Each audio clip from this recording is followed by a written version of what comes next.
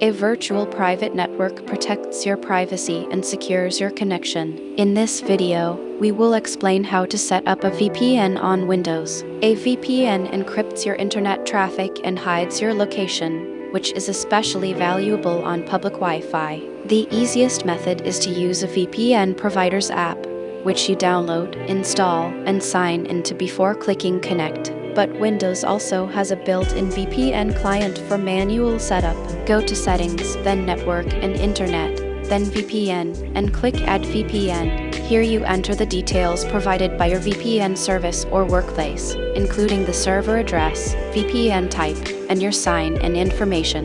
Give the connection a name you will recognize, then save it. To connect, click the network icon in your taskbar, select your VPN, and choose Connect. Once connected, your traffic travels through a secure tunnel. You can disconnect the same way when finished.